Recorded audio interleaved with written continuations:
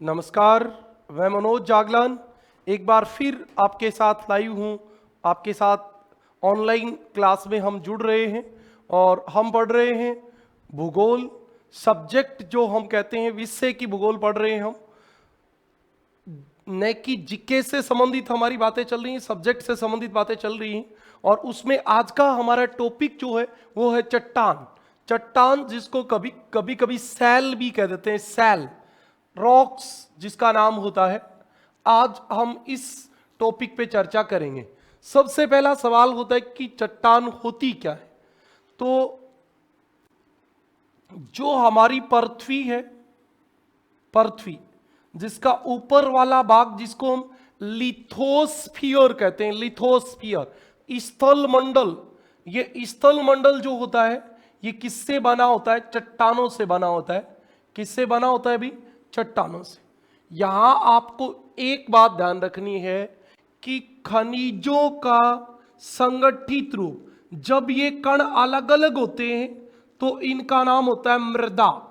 मृदा यानी कि सोइल, इसका नाम सोइल होता है। और जब ये कण आपस में चिपक जाते हैं, आपस में चिपक जाते हैं, संगठित हो जाते हैं, एक हो जाते हैं, तो इनका नाम होता है चट्टान। ये अंतर आपको समझ में आना चाहिए। मृदा और चट्टान में क्या अंतर है? खनिजों का संगठित रूप, खनिजों का आपस में चिपका हुआ रूप क्या कहलाता है? चट्टान कहलाता है। क्या कहलाता है भी? चट्टान। तो सबसे पहली बात देखिए, पृथ्वी की प्रॉपर्टी, पृथ्वी की प्रॉपर्टी किससे बनी है? सैलों से बनी है।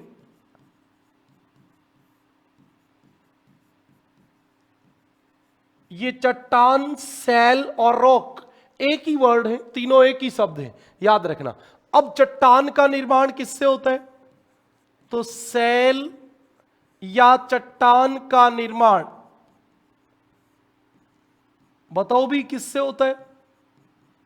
सैल या चट्टान का निर्माण किससे होता है? एक या एक से अधिक खनिजों, एक या एक से अधिक खनिजों से मिलकर होता है।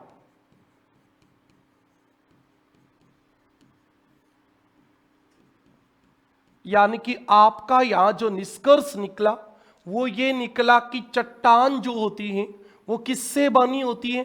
खनिज से। चट्टान किससे बनी होती है? खनिज से बनी होती है। आप ये भी कह सकते हो खनिजों का संगठित रूप, खनिजों का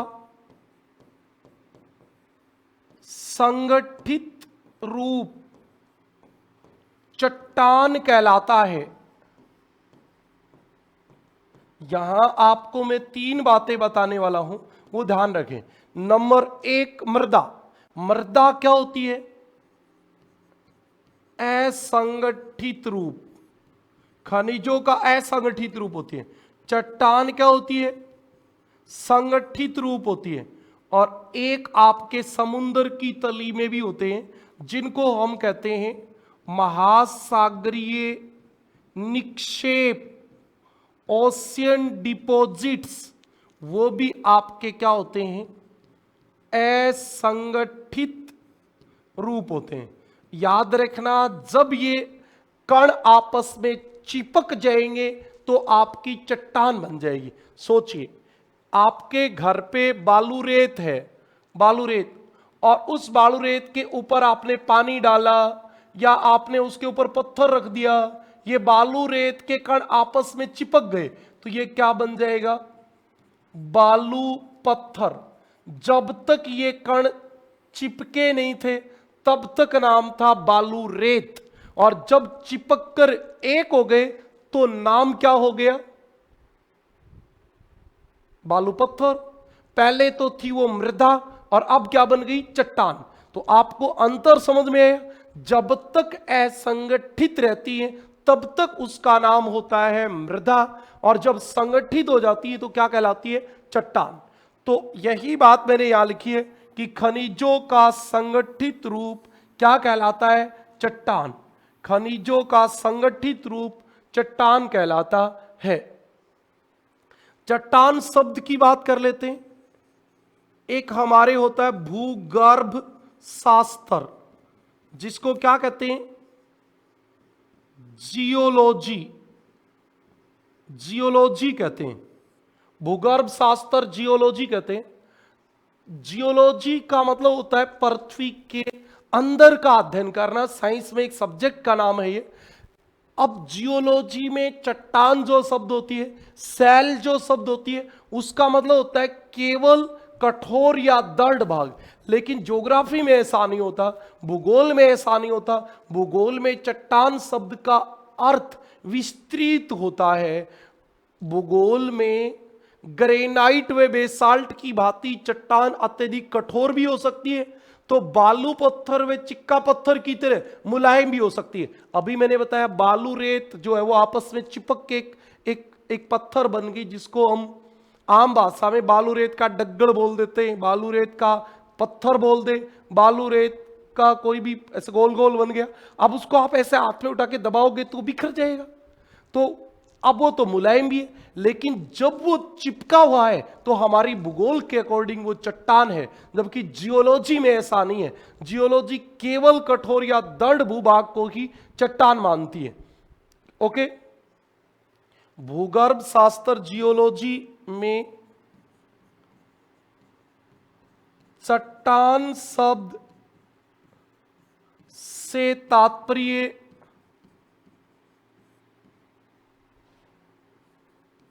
अत्यधिक कठोर या दृढ़ भाग से लिया जाता है। मतलब जियोलॉजी में जो बहुत ज्यादा कठोर हो उसी का नाम चट्टान होता है, बाकी का नाम चट्टान नहीं होता। यह बात आपको पता होनी चाहिए। लेकिन भूगोल में ऐसा नहीं होता, परंतु भूगोल में चट्टान शब्द का व्यापक अर्थ लिया जाता है। व्यापक अर्थ लिया जाता है। चट्टान ग्रेनाइट व बेसाल्ट की भांति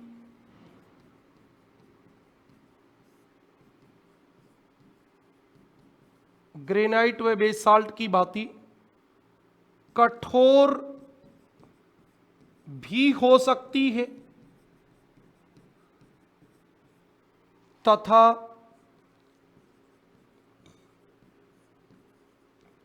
बालू पत्थर व चिक्का पत्थर की भांति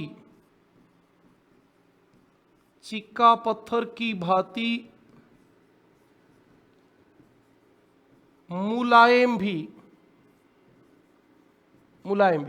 यहां ज्योग्राफी में इसका मतलब कठोर से भी है और मुलायम भी से भी है। यहां तक की बातों का हमारा निष्कर्ष क्या है? केवल दो चीजें। चट्टान किससे बनी है? खनिजों से। खनिजों का संगठित रूप क्या कहलाती है? चट्टान। और जियोलॉजी में केवल चट्टान का मतलब होता है केवल कठोर भाग, और भूगोल में कठोर भी हो सकती है और मुलायम भी हो सकती है। यहां तक की बात आपको समझ में आ गई होगी। खनिज किससे बनते हैं? अब ये बात होगी। खनिज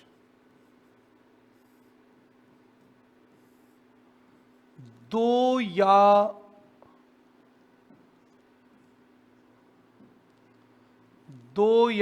दो से अधिक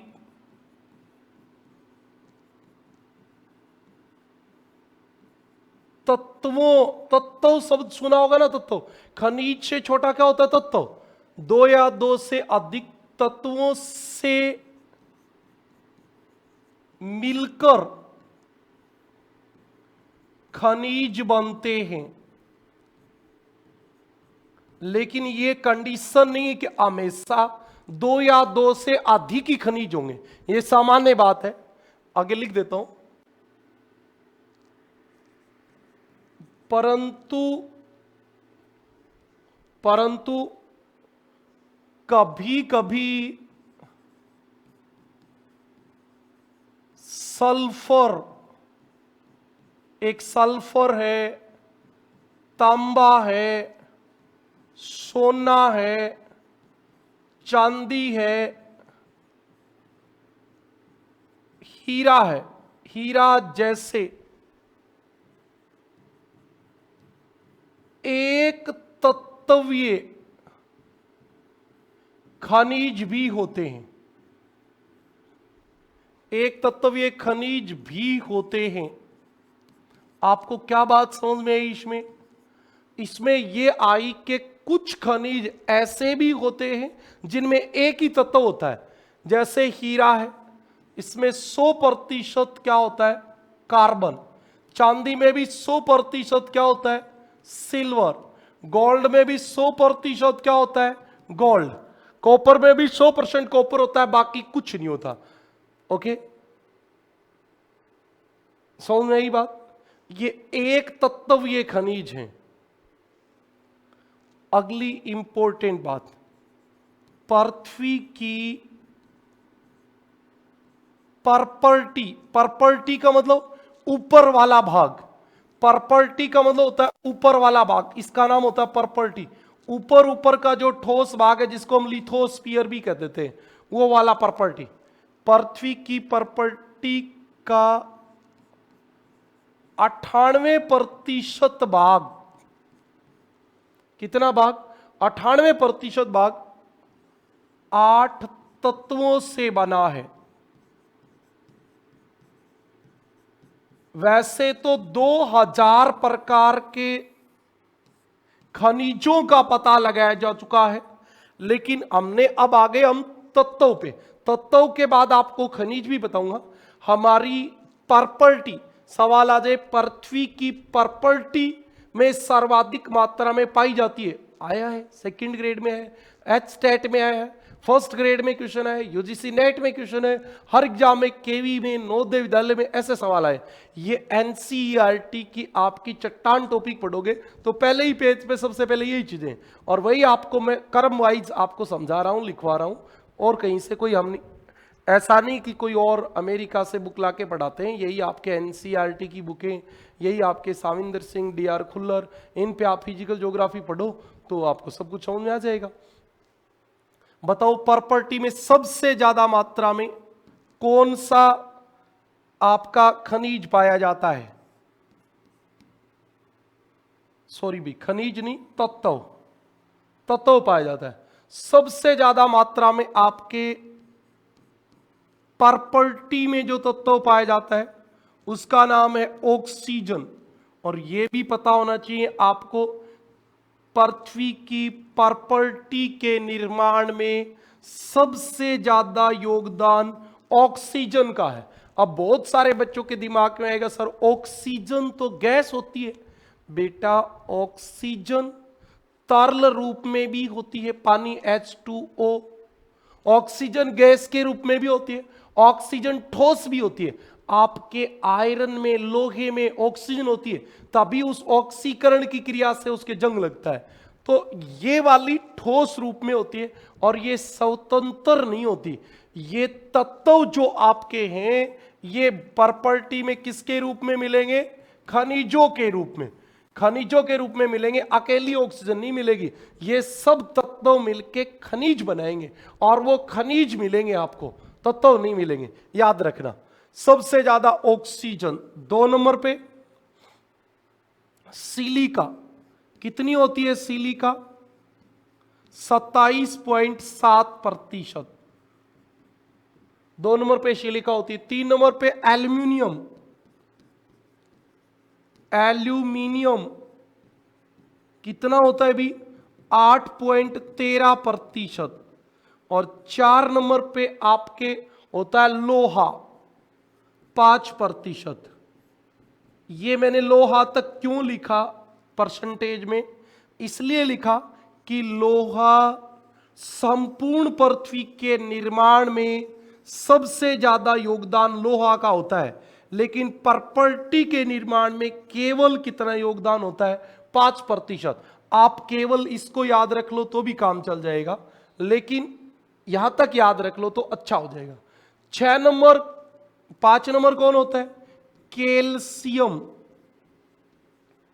हम 8 तत्वों के नाम तो लिखेंगे ही, कैल्शियम, क्योंकि हमने लिखा 8 तत्व। कैल्शियम के बाद सोडियम, सोडियम, पोटेशियम, पोटेशियम, और 8 नंबर पे आपका होता है मैग्नीशियम। मैग्नीशियम, यहां से आपके काम का सवाल सेकंड ग्रेड से लेके यूजीसी नेट जेआरएफ तक एक ही है, और वो सबसे ज्यादा बार यही पूछा जाता है। क्या? ये वाला पूछा जाता है, प्रॉपर्टी के निर्माण में सर्वाधिक योगदान किस तत्व का है, या प्रॉपर्टी में सर्वाधिक मात्रा में पाया जाता है? आपको ऑप्शन दे देंगे ऑक्सीजन, सिलिका, एल्युमिनियम, लोहा। तो प्रॉपर्टी में सबसे ज्यादा मात्रा में जो पाया जाता है वो है ऑक्सीजन। क्या है भाई? ऑक्सीजन। इतनी बातें समझ में आ गई?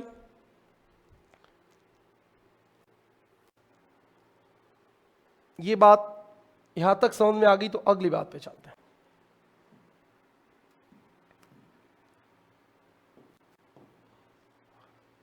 नोट, अभी जो आपके बात दिमाग में आ रही थी उसका सॉल्यूशन। प्रॉपर्टी में ये तत्व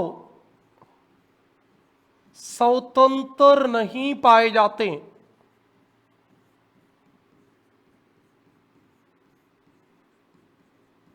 बिल्कुल नहीं पाए जाते। आपको ऑक्सीजन अकेली नहीं मिलेगी, बल्कि ये किसके रूप में मिलेंगे ये बताओ?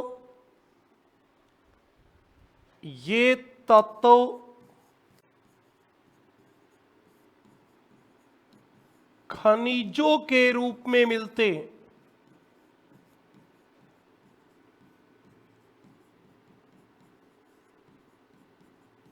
खनिजों के रूप में मिलते हैं आपको। ये तत्व जो है वो खनिजों के रूप में मिलेंगे। अब प्रॉपर्टी के बाद संपूर्ण पृथ्वी पे आ जाओ। संपूर्ण पृथ्वी में कौन से, संपूर्ण पृथ्वी में पाए जाने वाले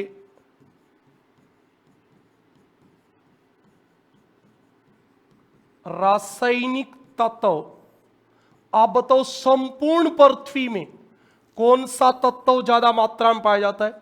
ये आपकी संपूर्ण पृथ्वी 6371 किलोमीटर तक, इसमें संपूर्ण पृथ्वी में क्या ज्यादा पाया जाता है?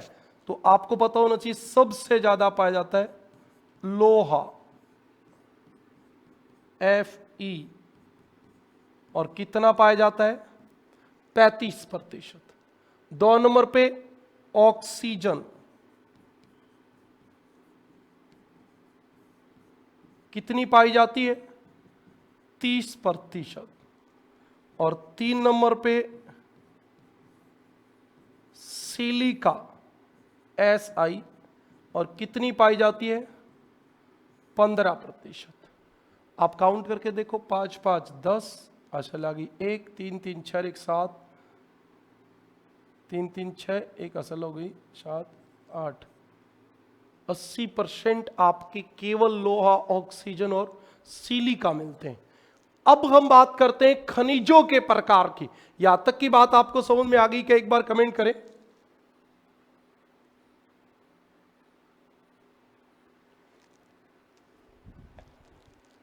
बताओ भाई, इतनी बातें समझ में आ गई क्या?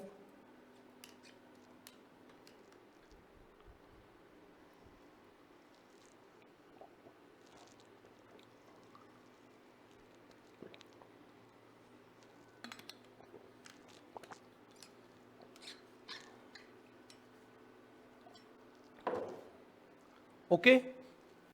एक हमारे, वैसे तो चट्टान वाले टॉपिक में तो नहीं काम का होता, लेकिन पूछा जाता है एग्जाम में, खनिज। दो या दो से अधिक तत्वों से मिलकर खनिज का निर्माण होता है, ये तो सबको पता है। आप राजस्थान और इंडिया की ज्योग्राफी जब पढ़ोगे तो वहां आप खनिजों का विश्व वितरण पढ़ोगे। लोहा, तांबा, सीसा, जस्ता, सोना, चांदी, अब्रक, आपके फेल्सपार, फ्लोराइट, ये सब वहां पढ़ोगे, तब आपके ये काम का होता है। खनिज जो होते हैं वो दो प्रकार के होते हैं। एक होते हैं धात्विक खनिज। धात्विक खनिज का मतलब होता है जिनमें धातु का गुण होता है, जिनको आप कूट पीट के चद्दर बना सकते हो, तार बना सकते हो, जिस रूप में चाहो उस रूप में डाल सकते हो कूट पीट के। उसमें तारतम्यता मतलब छोटा बड़ा होने का गुण पाया जाता है। और एक आपके होते हैं अधात्विक खनिज। अधात्विक खनिजों में धातु नहीं होती है भाई। क्या नहीं होती है? धातु नहीं होती है। ठीक है। अब आपके धात्विक खनिज जो होते हैं वो वापिस से तीन भागों में डिवाइड कर दिए जाते हैं। एक आपकी होती है लौह धातु। बहुत सारे बच्चे लौह धातु और अलोह धातु को सही से नहीं पढ़ते। उनको लगता कि अलोह धातु अधातु है, अधात्विक है। नहीं, लोह अलोह, जिसमें लोहा है वो लोह धातु, जिसमें लोहा नहीं है लेकिन धातु है वो अलोह धातु। और एक होती है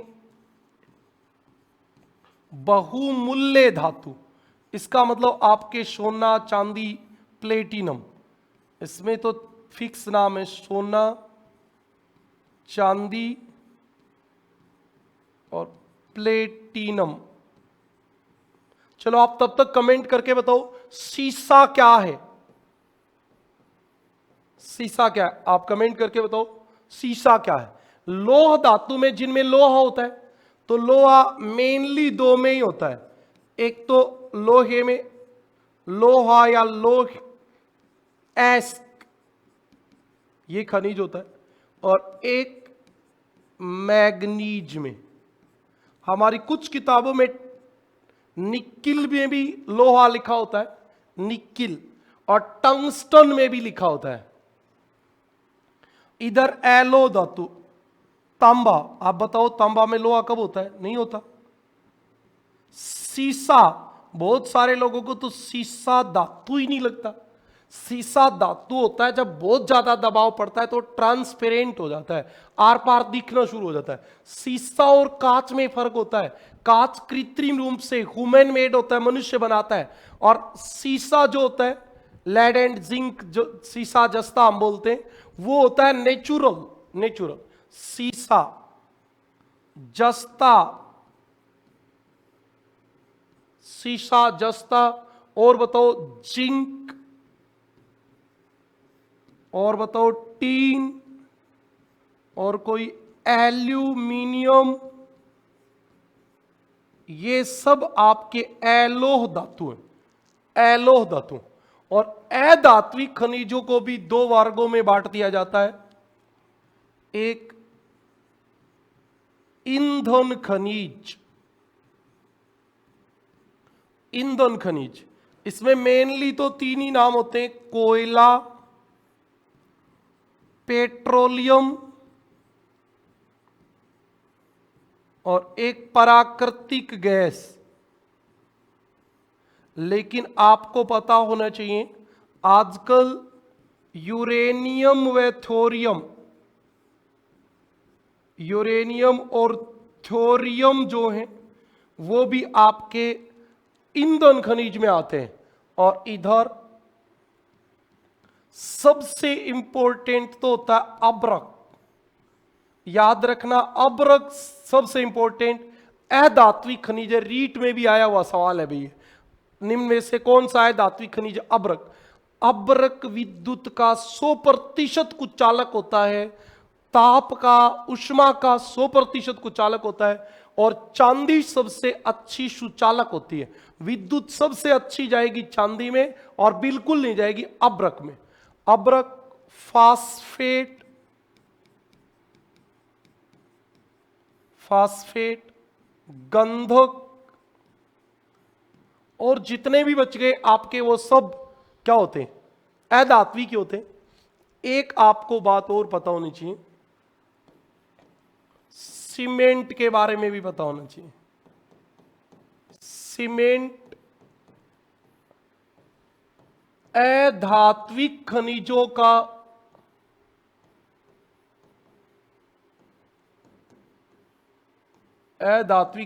का मिश्रण है। सीमेंट अधात्विक खनिजों का मिश्रण है, यह आपको बात पता होनी चाहिए। यहां तक की बात मैंने आपको बताई है।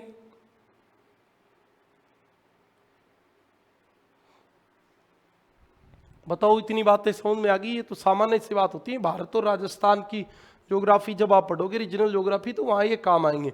कौन सा धात्विक खनिज है, कौन सा है धात्विक खनिज। राजस्थान है धात्विक खनिजों के उत्पादन में भारत में प्रथम स्थान पे है। राजस्थान में है धात्विक खनिज ज्यादा पाए जाते हैं, धात्विक खनिज कम पाए जाते हैं। तो ये सब बातें आपको वहां पता होनी चाहिए। ओके, अगली बात,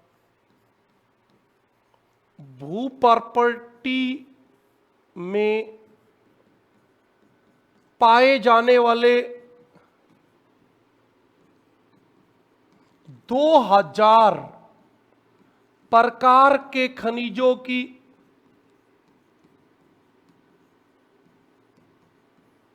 पहचान की जा चुकी है।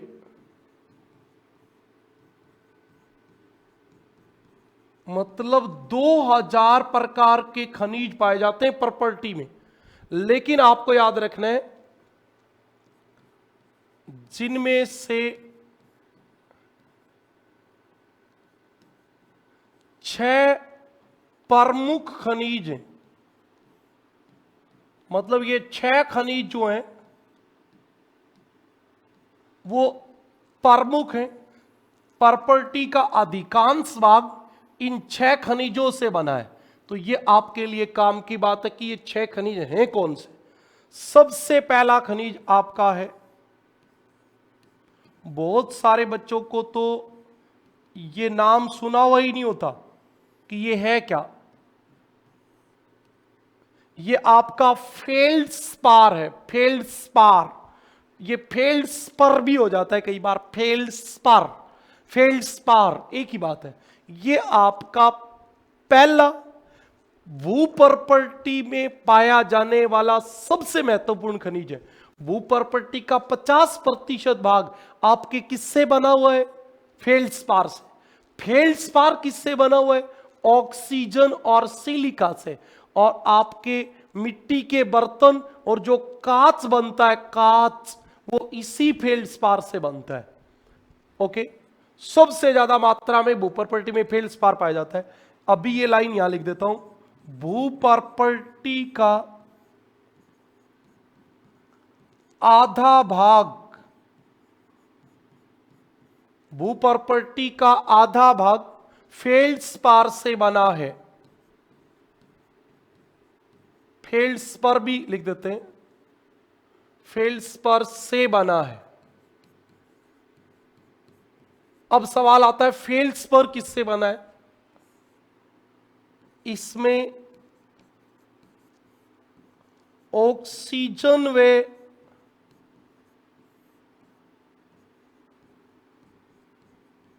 सिलिका की अधिकता होती है।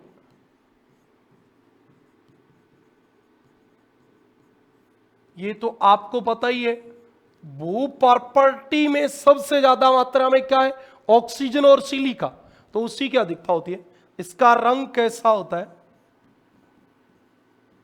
हल्का क्रीम, मतलब व्हाइट व्हाइट सा कलर होता है। हल्का क्रीम,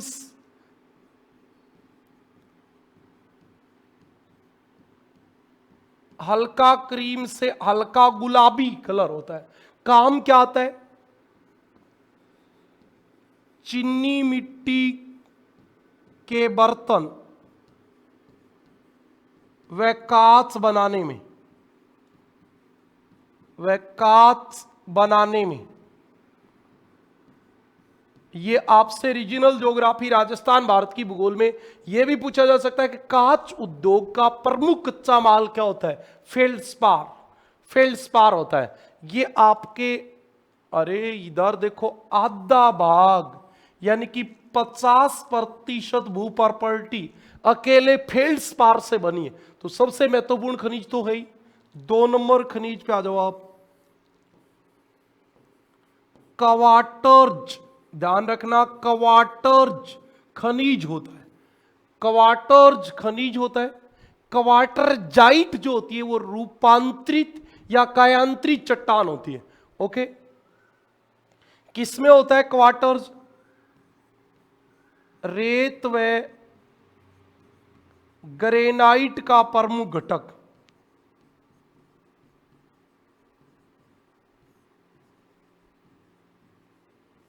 रेत व ग्रेनाइट का प्रमुख घटक। इसमें किसकी अधिकता होती है?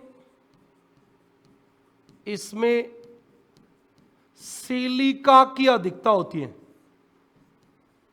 और सिलिका की अधिकता जहां हो जाएगी वहां याद रख लेना, लावा तो बनेगा गाढ़ा और चिपचिपा, और पानी में होगा अघुलनशील और कठोर होगा, चिपकने का काम करेगा।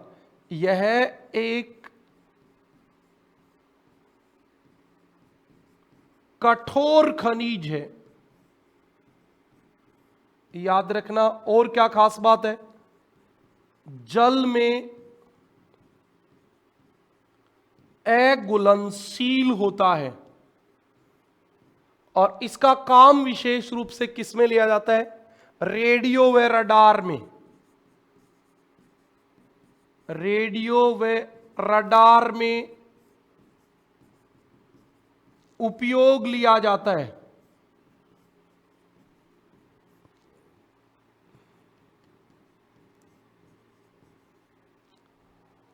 रेडियो व रडार में उपयोग लिया जाता है इसका विशेष रूप से। ये आपके 2 खनिज थे। अगले पे चलेंगे। अगला खनिज है हमारा पाइरोक्सीन। बहुत सारे बच्चों के तो नाम भी नहीं सुने होते। पाइरोक्सीन, आप फर्स्ट ग्रेड, सेकंड ग्रेड, पाइरोक्सीन की तैयारी करने वाले बच्चों से आप आज पूछोगे ना तो वो ये बताएगा कि मुझे एनसीईआरटी टोटल आती है, टोटल आती है, और आती नहीं है। एनसीईआरटी को याद करने में, पॉइंट टू पॉइंट पढ़ने में, 11th-12th की भी पढ़ें तो पूरी नॉलेज के लिए 12 महीने लग जाते हैं। कोई 10 बार आप पढ़ोगे तब जाके समझ में आएगी। और ये सब एनसीईआरटी में लिखा रहता है और हमें ये बातें कम समझ में आती हैं। तो याद रखना, पाइरोक्सीन एक खनिज है। काम की बात सुने, भू प्रॉपर्टी का 10% भाग इसी से बना है। फेल्ड्सपार और क्वार्टर्ज के बाद सबसे ज्यादा योगदान भू प्रॉपर्टी के निर्माण में किसी का है तो वो पाइरोक्सीन का है। और एक खास बात और भी है, ये खनिज उल्कापिंड में पाया जाता है और हमारी पृथ्वी में भी पाया जाता है। इसी से तो पता चला है कि उल्कापिंड पृथ्वी से टूट के अलग हुए हैं। इसी से पता चला है इस बात का। आप लोग कोई बात जब नहीं समझ में आए तो कमेंट किया करो और कोशिश किया करो क्लास लाइव ही लें आप लोग। इसमें किसकी अधिकता होती है? कैल्शियम की, एल्युमिनियम की, इसके अलावा आपके मैग्नीशियम की, Ma मैंने इंग्लिश वर्ड लिखा है मैग्नीशियम, फेरस की, सिलिका की अधिकता होती है। ठीक है जी। और कौन से खनिज है?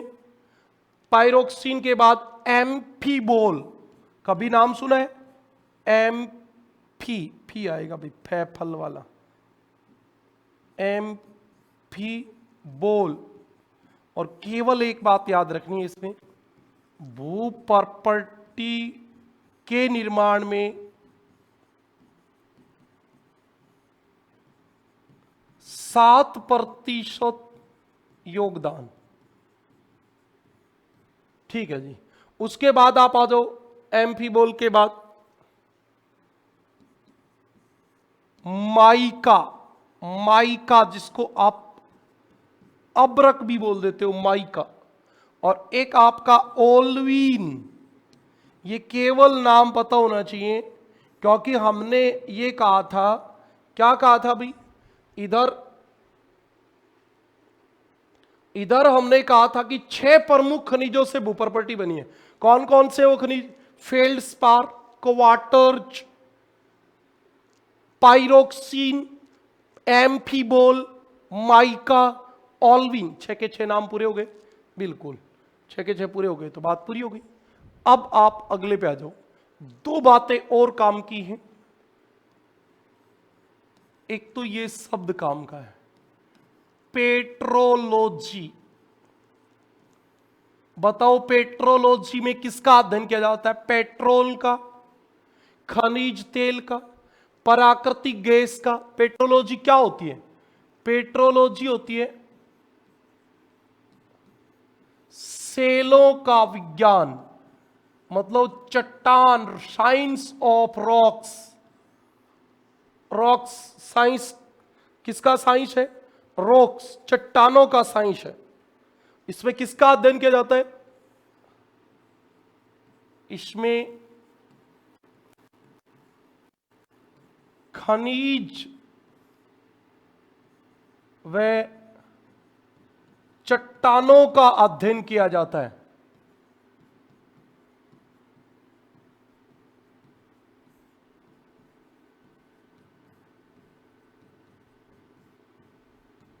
इसमें किसका अध्ययन किया जाता है? खनिज व चट्टानों का अध्ययन किया जाता है। बात समझ में आ गई? ये हमारी यहां तक की बात कंप्लीट हो गई। अब हम चट्टान पढ़ेंगे। तो निर्माण या संरचना के आधार पर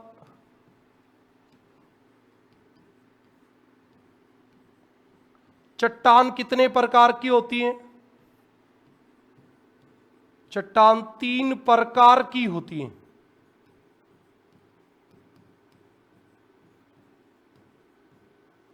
याद रखना, निर्माण या संरचना के आधार पर चट्टान 3 प्रकार की होती हैं। कौन कौन सी होती हैं? पहले नंबर पे